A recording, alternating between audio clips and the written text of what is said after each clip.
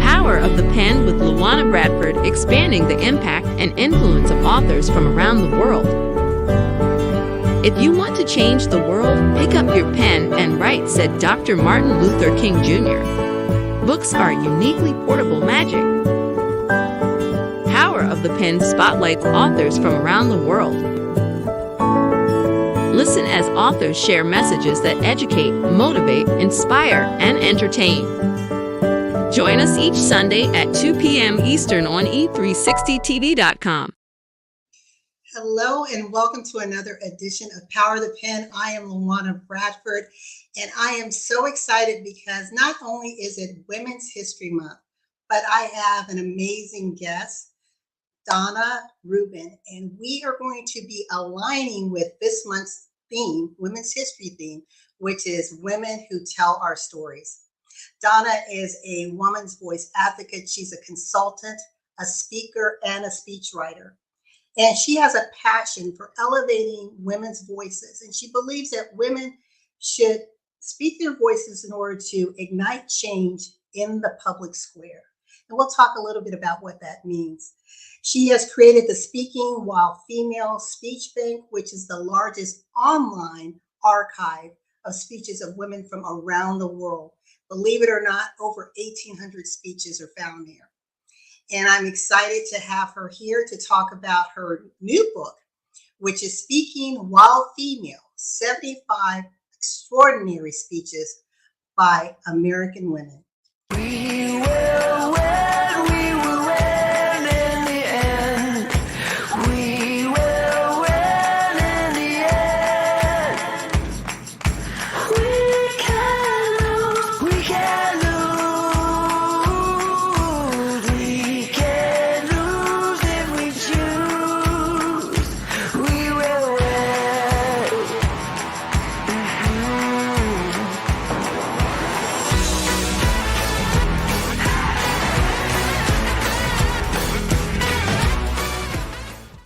And I will bring her to the stage. How is it going, Donna? I'm so happy to be here. Thank you. It's so nice to be with a fellow book lover and history lover. Thank you for coming. I know your schedule has been busy, I'm certain. So this book, what actually I first learned about you on Women in the Arena. I heard the podcast, and I was fascinated by the breadth and depth of study that I can only imagine that it took for you to compile these books. And when I was doing some research of your backstory, I saw that you had uncovered 1,000 speeches, but somehow you were able to distill it down to 75. Can you tell me, first of all, our listening audience, a little bit about your journey and into the discovery of this particular work, and why now, and why is it so important for you to amplify the voices of women who've since gone, but those who are still among us? Well, sure. Those are several questions packed into there. So I'll try to be brief. But first of all, I am a speechwriter. I do some speaking, I do coaching, I lead workshops in public speaking, and I began to be aware about 5 or 6 years ago of the extent to which women's voices have been completely overlooked in history. If you ask anybody who are famous speakers in American history, they're going to rattle off the names of men.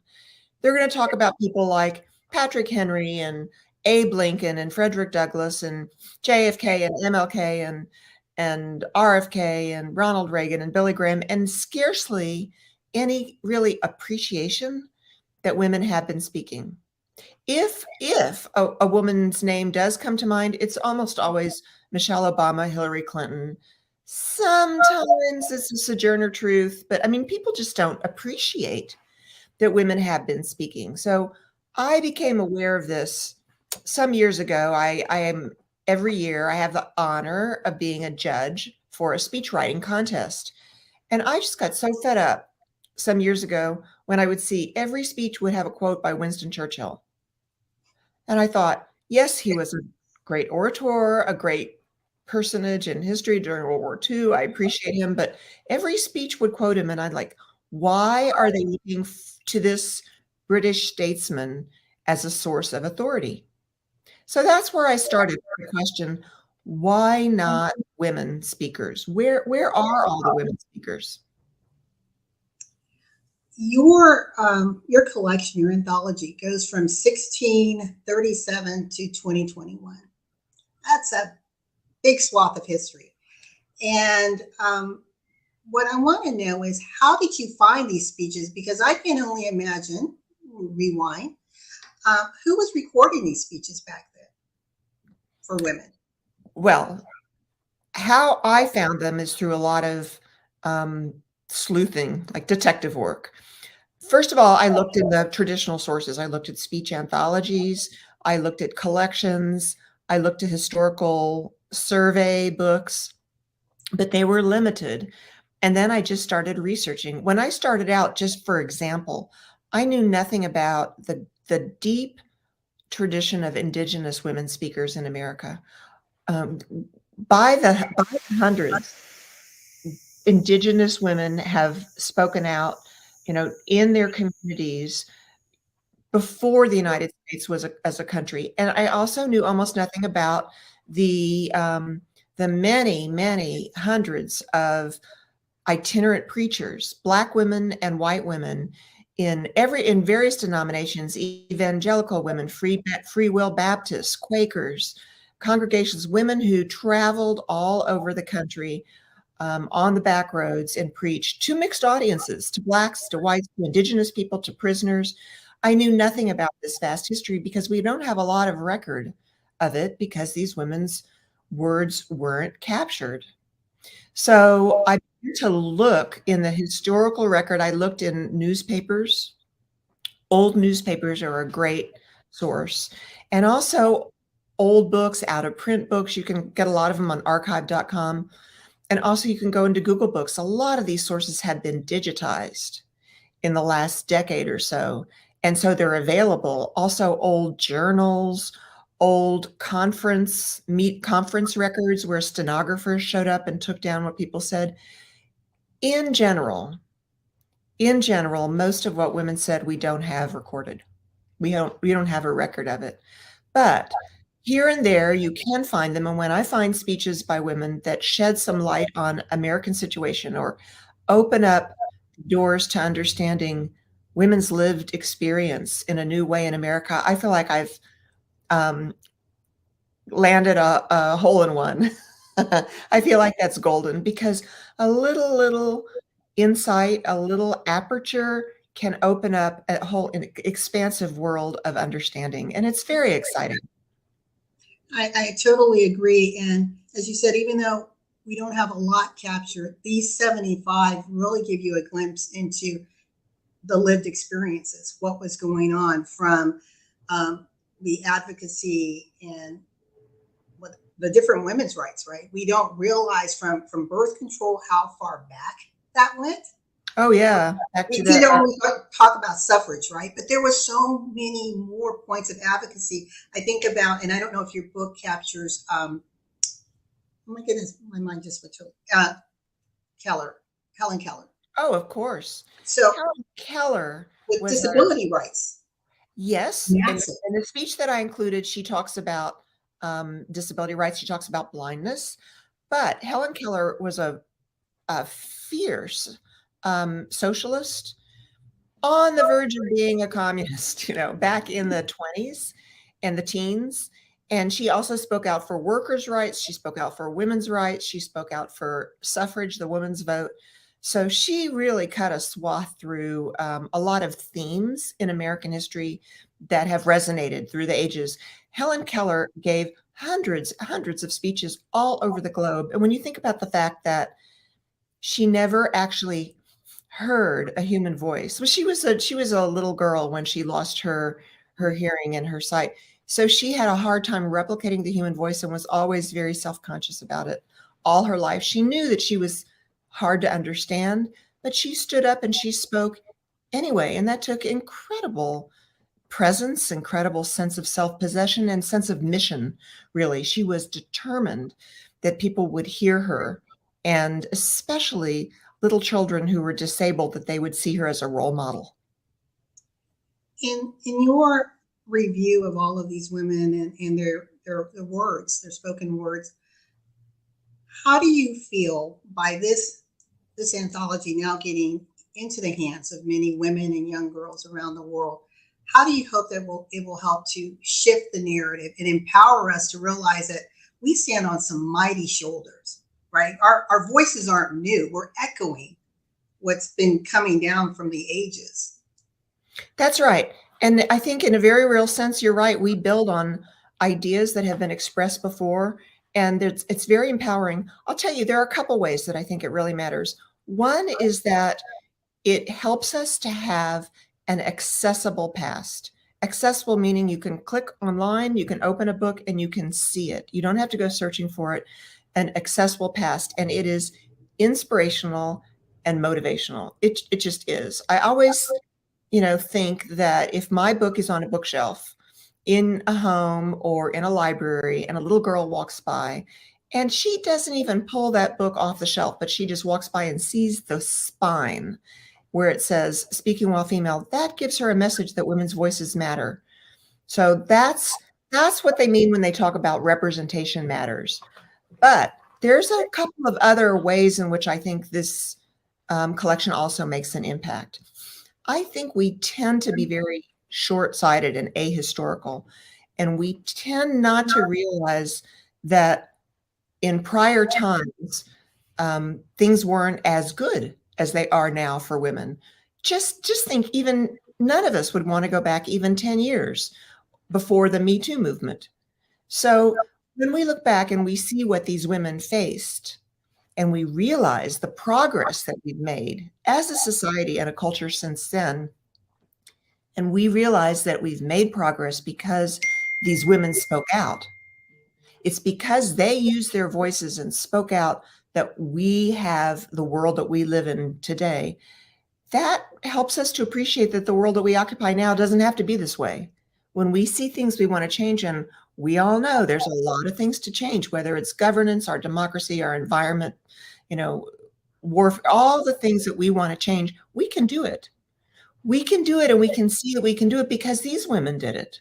So I think in a very profound way, it imbues all of us with a sense of possibility and agency for the power of our own voices.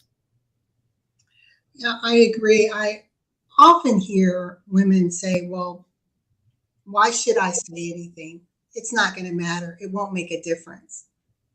What if these women had thought that? What if Susan B. Anthony had said that when it comes to suffrage, and all the other women who were around her? Because she wasn't the lone voice, even though she's one of the most spotlighted voices, but she wasn't the lone one who was crying for the need to have our voice recognized in the vote. Unfortunately, we didn't get to see it, but. Right. And the way I think about it is that because they spoke then, we can speak now. Because they spoke, we are able to, and therefore we have the obligation to. It's a privilege and a right and an obligation. I want to get your take on this, because what I'm finding in the younger generation coming up, so your Gen Zers, in my opinion, they appear to be more aware and more in tune with their voice, and they're not afraid to speak their stance. Like my niece, she is 17, and during George Floyd's murder, she asked me, she said, I'd like to go and join the movement. And I said, do you understand what you're doing and why? And she was very, very aware. So this is, 2 years ago. She's 15. And I had to ask myself, would I have been that motivated at 15? Or would I have just said, okay, I don't know. I think they're far more, again, self-aware and really wanting to be instruments of change.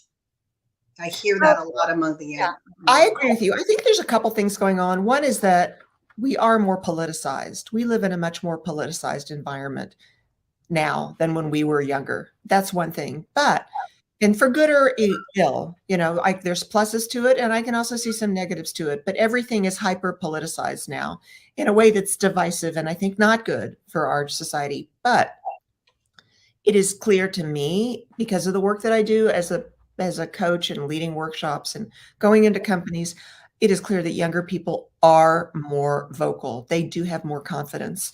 And I think that's all for the good. I think they have less inhibitions. They realize their place.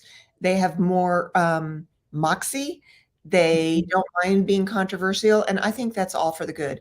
Nevertheless, I still think that more women than men have trouble doing that in aggregate. Not every young woman Right. or woman of any age, not every man, but in aggregate, it is still harder for women for a whole host of reasons. It's harder because women don't have as much experience. And obviously, the more experience you have, the better you get at it. That's just a fact.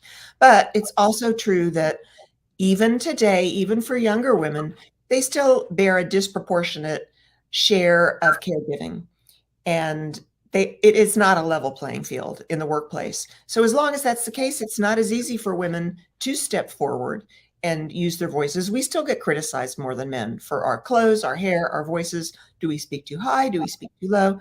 That much we know. And as long as that's the case, it's still harder for women of any age. But I think you're absolutely correct. Younger women are more vocal, and I think it's fabulous to see. I really welcome it, and it makes me happy. I hope that one day we don't need coaches that focus on women's voices anymore. They'll be obsolete, which would be great. One of the things that I know from women at the turn of the 20th century, there was a big push about pay equity. Fast forward now, because the International Women's Theme is embracing equity. We are focused on still the pay inequity. What are your thoughts about the continuation of these issues that have been amplified over and over again? And we see change, but really not to the degree that I would think we would see fast forward 100 years. Yeah, I wish I had some special insight in that. I really don't. It's just infuriating, and I see a lot of posts in my social feeds now about, gender pay gap. But one thing that I can say from a historical point of view, that I see women in the mid 19th century talking about this. In the 1850s and 60s, women talking about the fact that they're doing the same amount of work. They want to be paid the same as men. So it is infuriating, and I don't have a secret sauce for curing it, except that women need to speak up and let their employers know, let their supervisors and bosses know that they won't stand for it. And in a tight workplace, it does work to our benefit because there are more jobs available. So women have a little more latitude to move around. But that, for a lot of women in a lot of jobs, especially at the lower end of the pay scale, these women are really up against a very hard ceiling. And it's how many women in America are making minimum wage? It's terrible. Minimum wage is just, it's clearly not enough to support yourself and support a family. So I don't have a policy recommendation. The only recommendation is to use your voice. Agreed. One question I want to ask you is, your book really is a snapshot of the face of America, right? From women of all backgrounds, ethnicities, experiences, religious backgrounds. Mm-hmm. Why was that so important for you to make sure that you were really capturing a representative sample of what America is today? Well, when I started out, I don't know. I'm a big believer in diversity as a principle. I think diverse voices produce better results, diverse conversations yield, variegated points of view. I really do. I innately believe that, but I wasn't as aware of the diversity of voices in American history until I started really working on this book and learning about it. And when I learned about it, it seemed obvious that this book would be organized that way because I learned about the indigenous women that have been speaking up. I learned about all of the Black women in America that have been speaking up. I learned about the Hispanic women, the Asian American women. I mean, it was just obvious that this is the face of America. And when you talk about diversity, I also have a speech by the first testimony to Congress by a transgender woman in 1866 and in Memphis, Tennessee. And I have women speaking out for lesbian rights, lesbian in 1972. That was the terminology. And for neurodiversity, I have Temple Grandin, and I have Judy Human, who just passed away this a week ago, speaking out for disability rights. I mean, this is the face of America. And diversity wasn't always valued in our history, but it is today. And when you're wearing that lens, a truer portrait of who makes up America and who spoke in America emerges. So of course I wanted to reflect that. Yeah, I love that.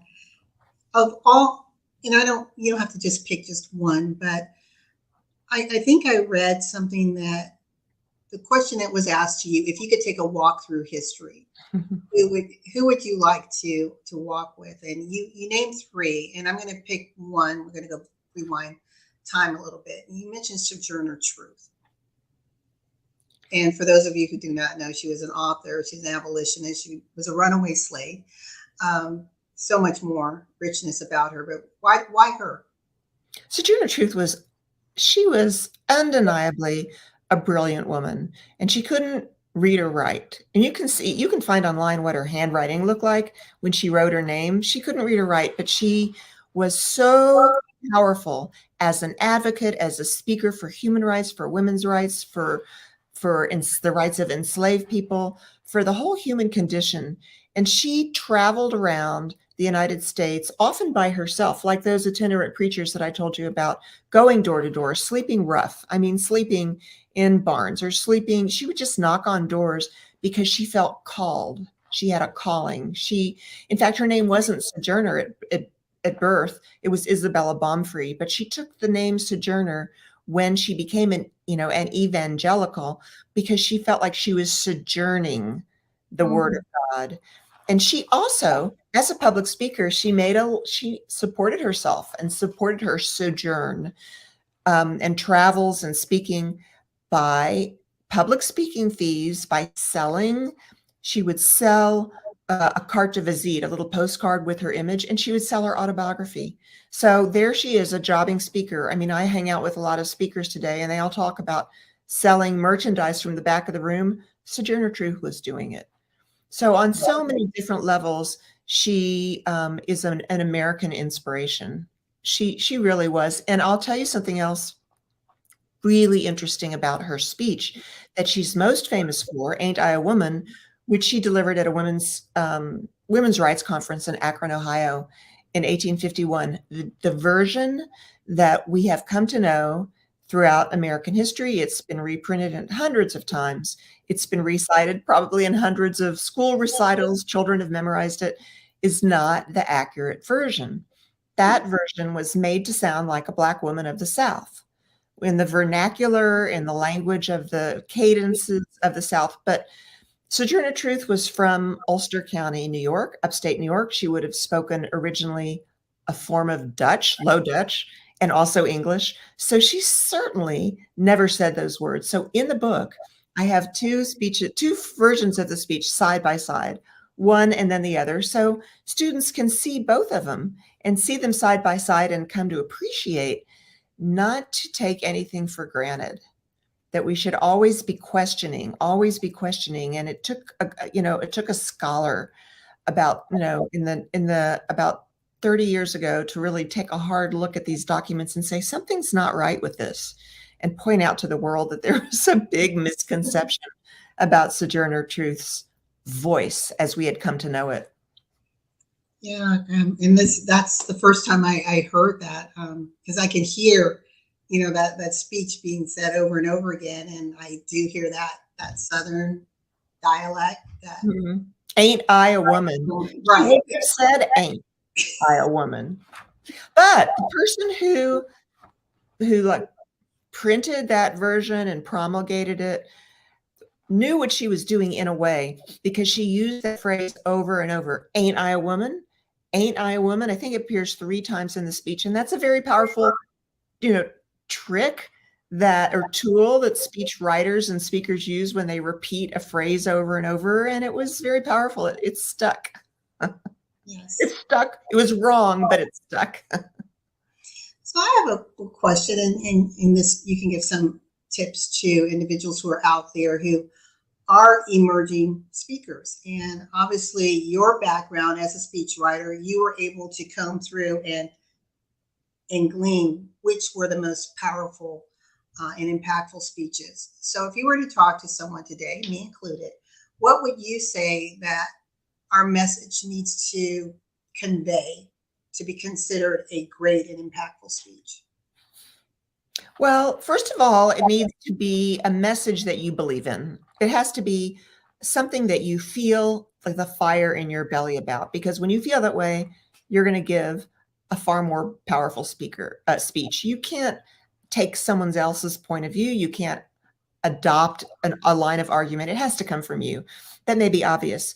But then I would say that it has to be something that has a vision attached to it.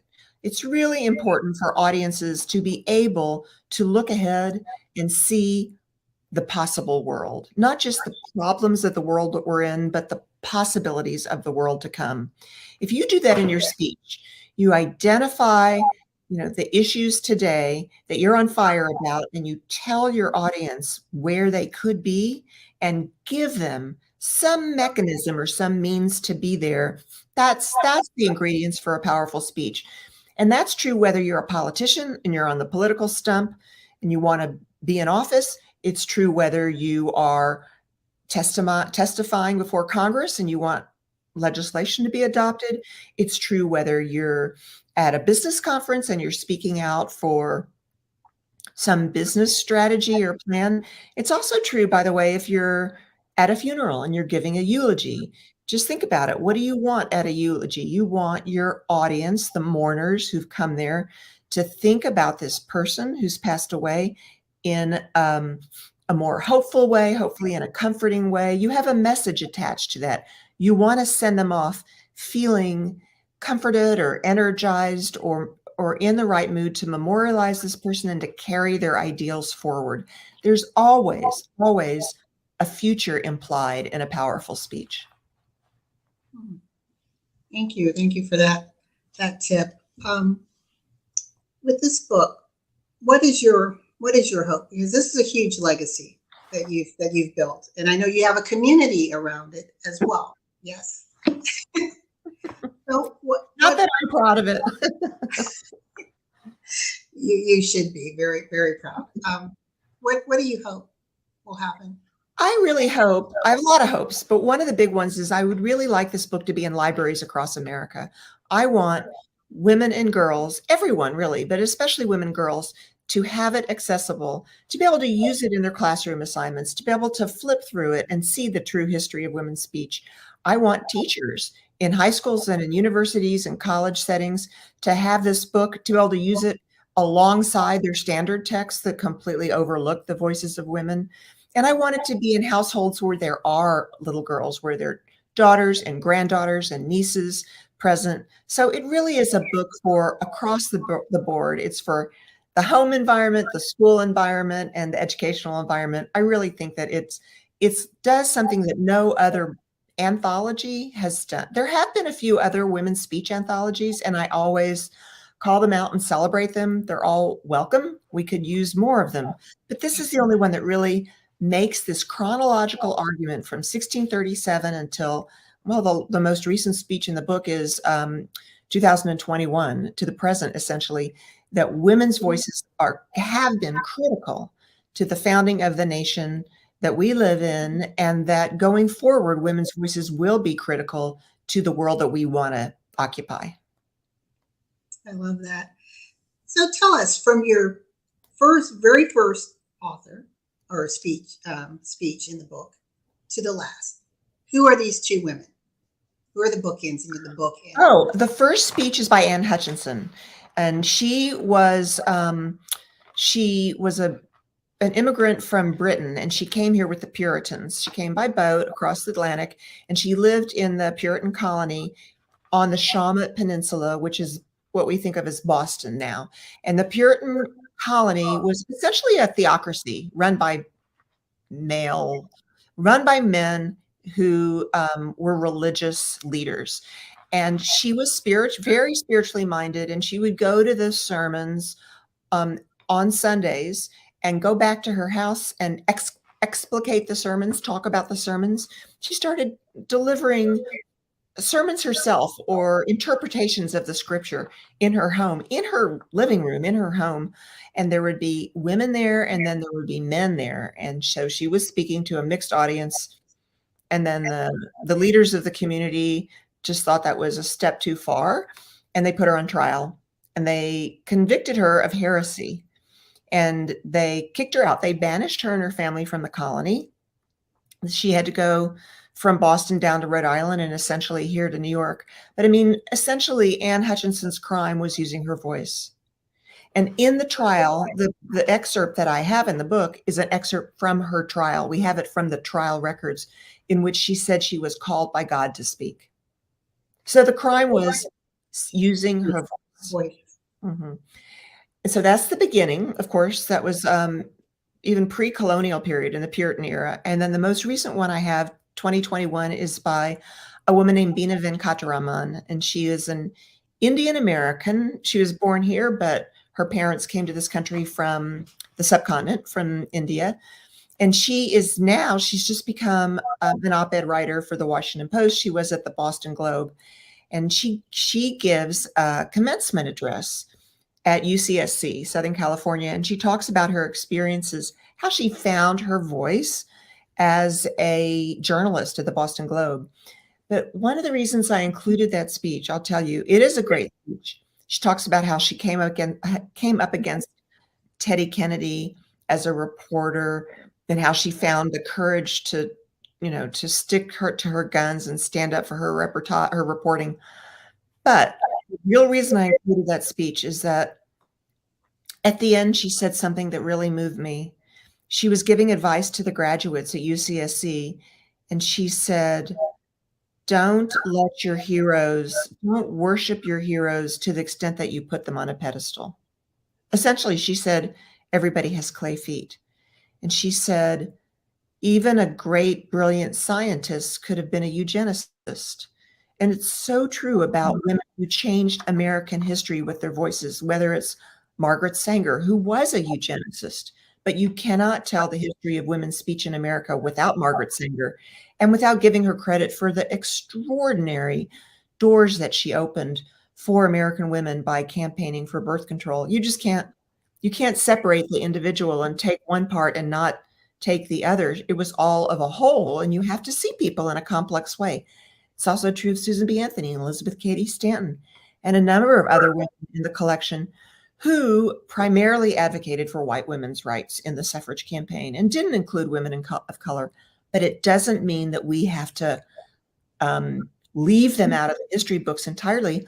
What we have to do is see these women in their context and understand that everybody was in their own time frame dealing with their own pressures, and we may not agree with the choices that they made, but they are complex individuals, and they at least deserve to be seen for the good that they did and for the things that they did that weren't good.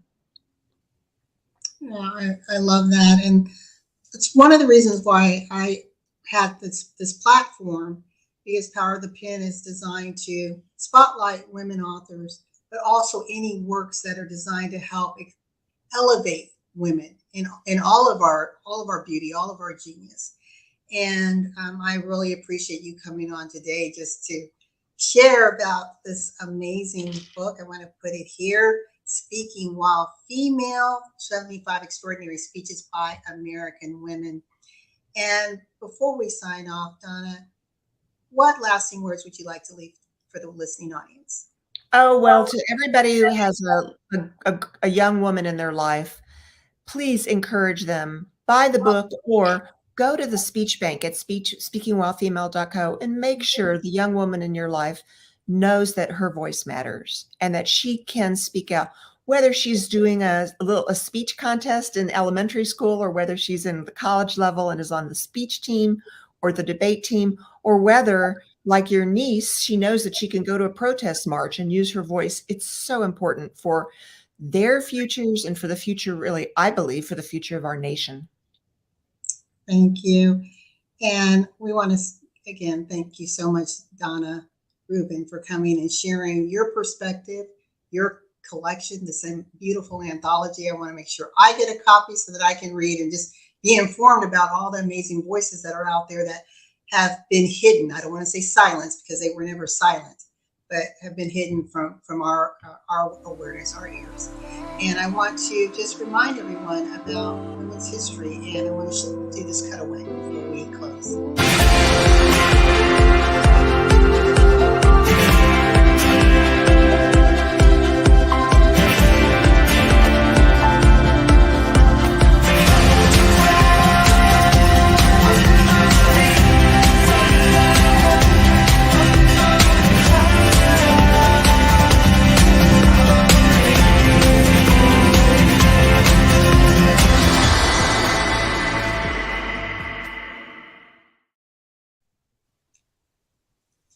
Thank you again, Donna, to our listening audience. Thank you for joining us for another edition of Power the Pen.